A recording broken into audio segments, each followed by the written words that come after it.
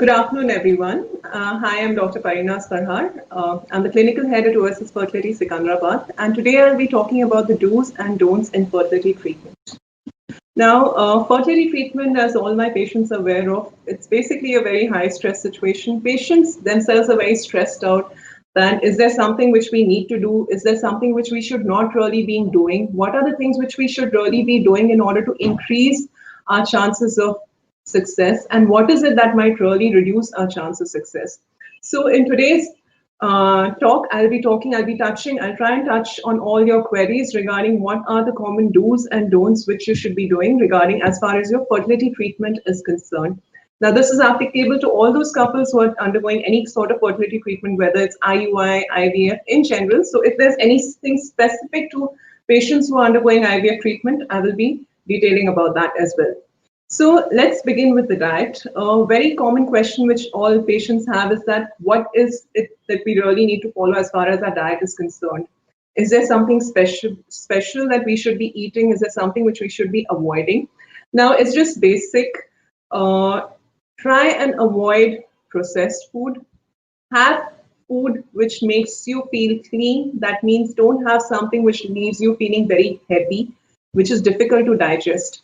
So try and have light food which is high in protein, low in carbohydrates, and very low in sugar and low in fats. So basically, food which is high in protein, high in antioxidants, include a lot of fruits and vegetables in your diet. Do drink a lot of water. All these things are really good for your system, and in turn, they are good for your general well-being and for your preparation for your treatment in general. So, as far as your diet is concerned, these are the things that you should be really looking at. Have foods which are high in omega-3 fatty acids. Nuts are good. If you have non-veg, fish is very good.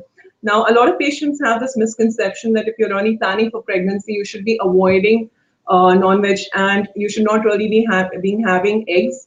That's not really true. As long as you are having well-cooked meat, it should not really cause any harm. If it's cleaned well and if it's well cooked, that should be fine. Similarly, with fruits and vegetables, please make sure that they are well washed before you consume them. Very often we tell our patients, in fact, I always tell my patients that, try and avoid eating from outside.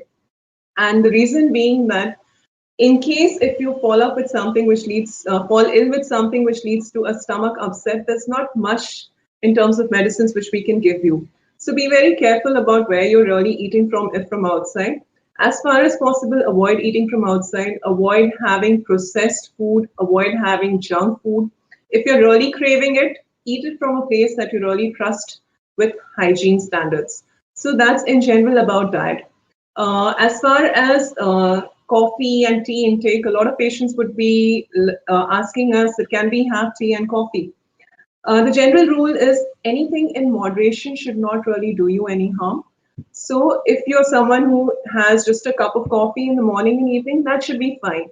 What I would like to point out is that if you're taking tea and coffee, make sure you don't have it immediately after your meals or you're not taking it around the time of your medicines, because these beverages are known to interfere with the absorption of anything else that you take.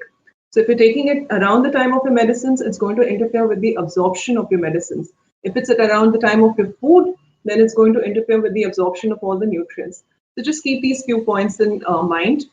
Food which you need to avoid if you're planning for pregnancy, especially if you're at that stage where you might need to test for pregnancy, is raw papaya is something which you should try and avoid. But besides that, I'm really not aware of anything else which is a strict no-no. Try and include a lot of water in your diet.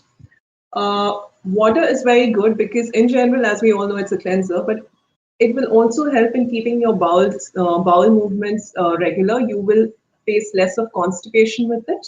And especially patients who have a tendency for undergoing hyperstimulation, who have a good number of eggs, patients with PCOS. In these patients, it is advisable that you try and have at least 3 to 4 liters of water every day in order to reduce the symptoms associated with hyperstimulation. So I would in general say that if you're undergoing treatment for fertility, try and drink lots of water.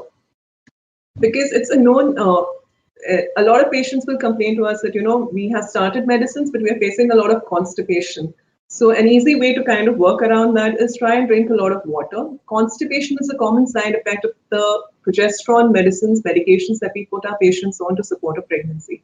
So try and include a lot of fiber, a lot of water in your diet, and that should really help you. Now, another common question which a lot of patients tend to ask us about is exercise. Now, we tend to be very strict. We tell our patients, you have to be lean and fit for undergoing IVF. It will reduce the amount of dosage of injections required. So a lot of patients will be like, doctor, we are going to the gym. Is it okay if we continue to go to the gym while we are undergoing treatment? Now, it depends what kind of workouts you're doing. Yes, it is advisable that if you're undergoing treatment, in fact, if you're planning a pregnancy, your ideal body weight should be such that your body mass index is somewhere between about 20 to 25. 20 to 24 for Indian ladies, that should be good. So that is the kind of body mass index that we are aiming at.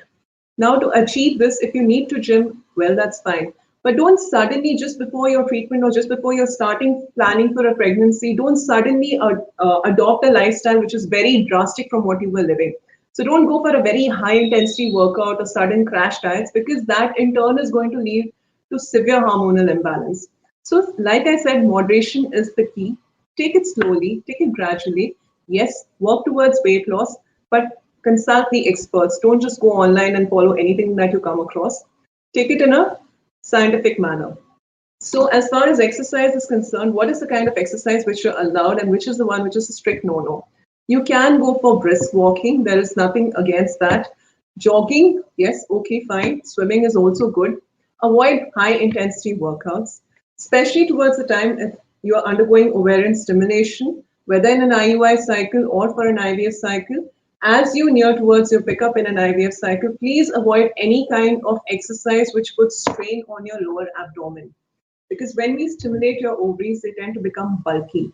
Now, when your ovaries become bulky and big, they're connected by a stalk in the body. So if anything is really heavy and suddenly you jerk it, there's always this risk of it twisting on itself, which is an ovarian torsion.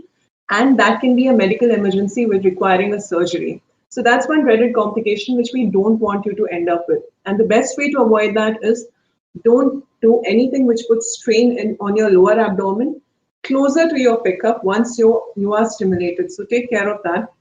Don't do any kind of exercise or workout which puts strain on your lower abdomen. I usually encourage my patients to do pranayama yoga. It's very good for your general body, mental health, as well as for your physical health. So yes, if you're planning fertility treatment, I would encourage you to adopt a lifestyle where 10-15 minutes of daily yoga pranayama is a part of your schedule. That's really good. That's something which you should try and adopt if you're undergoing fertility treatment. Now, besides this, a lot of patients would ask us, it's not just about asking, as far as the do's are concerned, if you're someone who has a known medical disorder, if you're a known case of hypertension or diabetes, be sure that you are keeping your medical condition in check. Fertility is a part of the thing which we are taking care of, but it's also very essential that you take your other medicines on time and do not neglect that. And that is something which is going to help you achieve a healthy pregnancy. So if you are someone who is suffering from diabetes, it's very important that besides your other medicines, you take care that you take your diabetic medicines on time and you keep your sugar levels you control your sugars to an extent that your HbA1c is less than at least 6.5, so that at the end of the day, your pregnancy is healthy. So it's important that if you're suffering from any other medical condition, one, you update your doctor about it so that we know whether the medicines which you are on, whether they are safe in pregnancy. If they are not, we can consult with the specialist in that branch and try to put you on medicines which are safe. So that's another strict do. Do consult your doctor about all other medicines which you are on and see if your other coexisting comorbidities are under check before you plan a pregnancy. If you're a diabetic, it's very important that before we get you pregnant, your HbA1c is less than 6.5. Why are we so particular about diabetics? Because if your HbA1c is more than 6.5, if your glycosylated hemoglobin is that high, then in that case, you are putting yourself to a high risk of having a pregnancy with a baby with congenital abnormality. We don't want that. If the mother's sugars are uncontrolled, in the first half of a pregnancy, there is a risk that the baby would suffer from some congenital nervous system disorders. There would be some problem with the brain or the heart, and it can result in a miscarriage or result in a baby with an abnormality. The best way to avoid that is before you start your fertility treatment, get your sugars under control. And I cannot stress on that enough. Similarly, with hypertension, when you get pregnant, before you start your journey for pregnancy, and if you are a known case of of hypertension, it's important that you are on medication so that your BP is in the normal range. And secondly, you have to be sure, you have to inform your doctor, consult your doctor whether the medicines which you are on are safe in pregnancy. Not everything is safe in pregnancy. That's a well-known fact. You have to be careful. You have to inform your doctor about all the medicines besides the one prescribed that you are on, even if it's a herbal medicine or whatever, and get a go ahead from them whether it's safe to use this in pregnancy as well. The other thing is that a lot of patients, couples will ask us, I occasionally smoke, I occasionally drink. Is that safe? Now, smoking is a big no-no, even if it's the male, because it's literally killing your sperms. If it's not affecting your semen analysis report in a very obvious manner, you might say that, I smoke, but my sperm counts are normal. But you don't know the amount of damage to the DNA of the sperms that the smoking is doing. So it's best that if you're actually serious about getting pregnant and if you care about your spouse, give up on smoking. The other thing is about drinking. Drinking alcohol does more harm to ladies than men. So if you're a female and if you're planning for pregnancy, if you're undergoing fertility treatment, I would strongly discourage you against drinking alcohol. It's known to have ill impacts on your fertility as well as on the baby in case you're pregnant. So please quit drinking and smoking if you're taking any sort of fertility treatment. The next thing, common question with a lot of patients are hesitant to really talk about is whether they can have sex during their treatment. Now, this is a very common query. Patients want to know that, during the IUI treatment, that's your intrauterine insemination, should they really be having intercourse before they undergo an IUI? And if I tell them that, you can have it, they would be like, okay, someone else told us that no, you should not really have, because it would affect your sperm count and volume.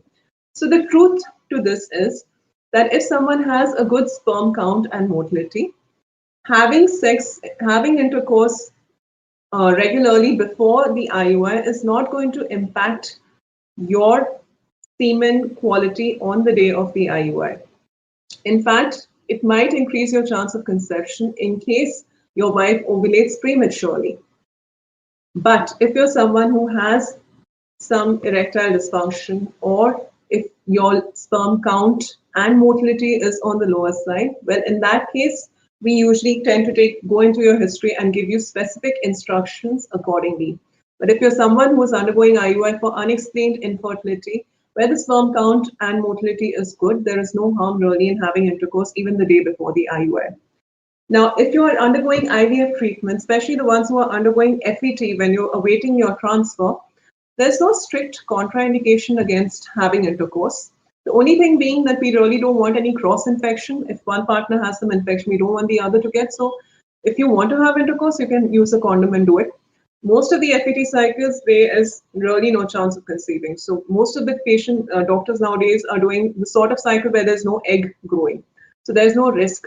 Now, as if you're undergoing stimulation, having intercourse then can be really uncomfortable. So yes, let's just say that it's best avoided. So that's another commonly asked query, which I try to answer. Now, a very big do is that take all your medicines on time. This is especially applicable to the IVF patients. The pregnancy, the entire schedule in IVF is based on the medicines. Everything is based on what you are having, the external hormones. So please just be very regular with it. You will see we as doctors, IVF specialists tend to get very upset if our patients miss a tablet, because any pill which you miss, most of the time it's two hormones, it's estrogen and progesterone, and both of them are very important at different stages of the treatment. So if you skip a pill, there is a high chance that it might result in bleeding. and it can affect your chances of pregnancy. Now, there are some other pills which we tend to give, which are like vasodilators, which are not that important. So, if sometimes patients complain of some sort of side effects with some of them. So, if you're experiencing any sort of side effects with any medications which you're taking, be very frank, discuss with your doctor.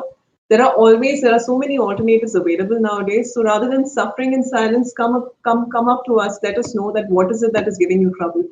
But if something is prescribed, there's a lot of thought put behind it. Be very regular with your medicines.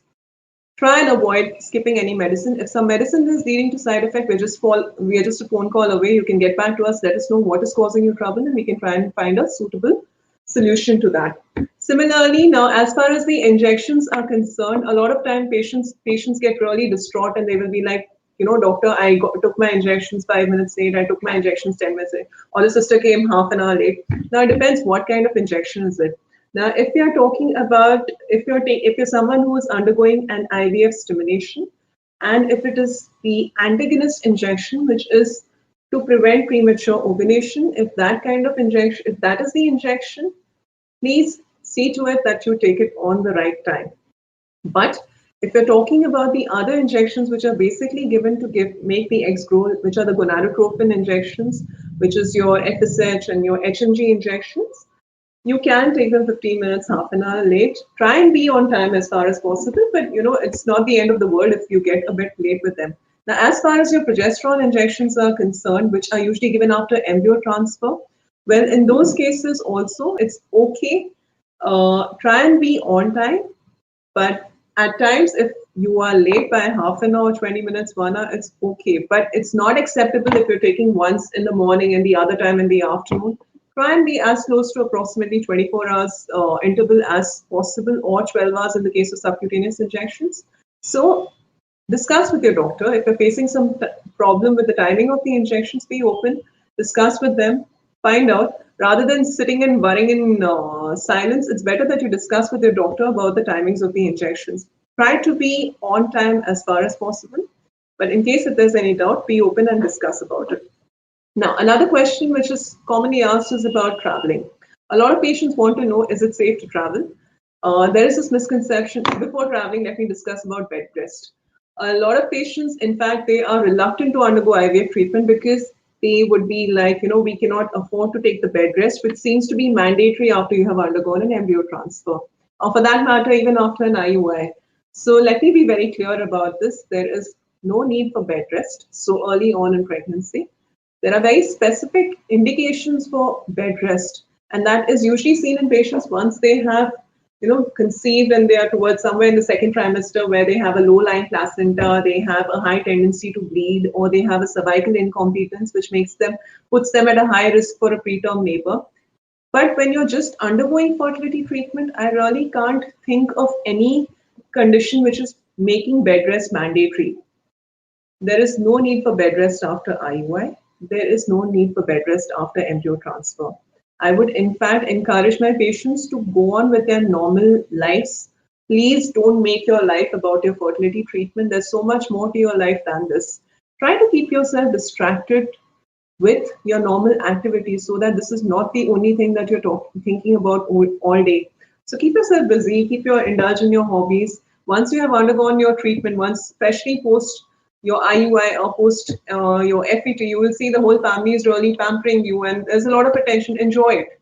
But don't just keep on sitting in one place. Bed rest is not required. You can carry on with your normal activities. If you have a desk job, please go carry on with your career, carry on with your work. There is no need to sit at home in one place.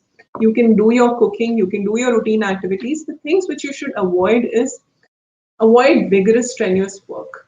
So avoid something which involves putting strain on your lower abdomen. And yes, take it a bit easy on the initial 2 to 3 days post your transfer. And after that, you can get back to your normal routine. So maybe you can rest a bit longer after your first 2 days after your transfer, but then you can get back to your normal routine. There is no need to go on prolonged leave, absence from work after you have undergone a transfer. You can just go about your normal activities as long as you're taking your medications on time. Because your medications are what really decide your chance of success more than anything. So be very particular about taking your medicines on time. But there is no need to just leave everything and sit at home because you've undergone an embryo transfer, because you've undergone an IUI. In fact, the patients with IUI, they can just go about their normal life immediately after IUI. You just wait for about 15 minutes, take rest after the procedure, and after that you can go about your normal activities.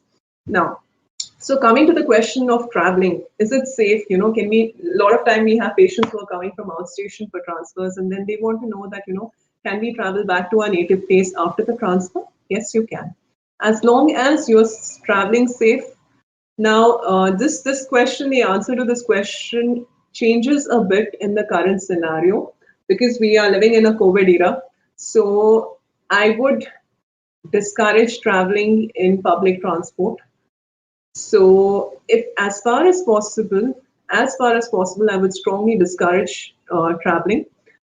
But if you have some private vehicle, then or in case if you are forced to travel, then in that case, please take due precaution. So wear your mask, wear your face shield, sanitize yourself, maintain social distancing, and then you can go about it. Traveling per se is not really going to harm you as well as long as the means of travel is safe. You can take a flight, but the only thing is you have to be careful that you take due precautions to protect yourself against these infectious things. So as far as possible, try and avoid anything which exposes you to a lot of public or a lot of crowd. So that is another thing. But otherwise, traveling should be safe. If you're traveling by road in your own private vehicle after the transfer, it's fine as long as the driver is driving safe. That's all, nothing else.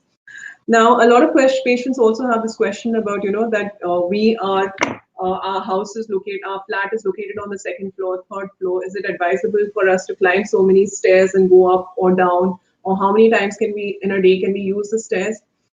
As long as your balance is maintained, as long as the staircase is safely constructed, it's stable, you can go up and down. Don't do it so much that you start getting lower abdominal pain. But I don't see any reason why you should really stop yourself from using the staircase as long as it's safe. So you can go slowly up and down once or twice in a day is okay. But if it's very strenuous, if it exhausts you, if your body is giving you the indication that it's really getting strenuous, stop. So listen to your body. There is no number that itne steps climb kiye to uske baad aapko these many steps are forbidden and itna hi karna hai. It's not like that. You have to learn to listen to your body because your body is going to be the best judge about how much is too much for you. Now, another thing is that the most important. So I think I've tried to cover as many do's and don'ts as far as IVF treatment is concerned, or for fertility treatment in general. But the thing that I cannot stress enough on is trying to be stress-free. I know it's very easily said and it's very difficult to do, but try to be positive. The more it's something which we routinely observe. The patients who are happy, who tend to have a positive mindset, they go farther than ones who are constantly having negative emotions. Yes, you're not wrong. You're not the only one who is having doubts, but try to find some way out. That's why I try to emphasize that keep yourself engaged post-transfer, post your fertility treatment. Don't let your life be only about the result of the treatment. If it's positive, well and good. If it's negative, it's not the end of the world. You will live to see another day and we will help you get to your destination. So don't just be stressed about, oh my God, pata nahi kya hoga, kaise hoga, what will happen, I don't know how I'm going to face the world if it comes negative. Don't think all that. Whatever's best for you is going to happen. Indulge in some hobbies, go about your normal life. Let your fertility treatment be a part of your life. Don't make it your life. And let the results come. We're there to help you face them. Everyone is working to help you get the best result. If it is not working out, we'll find a way out. But let it not be the end of the world for you. Take it easy on yourself. There are always ways to help you out. Learn to be stress-free. Indulge in things which help in calming you. So yoga and pranayama, like I told you, it's a great way to keep your mood in control. Because with the fertility drugs and everything, with all the hormonal pills and all that we give you, there is a high possibility that a lot of ladies go through a lot of mood swings. So this is something which can help in bringing your temperament in control. Drink a lot of water, read positive things, listen to good music, make this treatment as enjoyable as possible. And if you have any queries, we're always there to discuss them with you. So I hope I've covered most of the do's and don'ts in IVF or in fertility treatment in general. If you still have any queries, you can post it to us in the chat box and I'll be happy to answer them.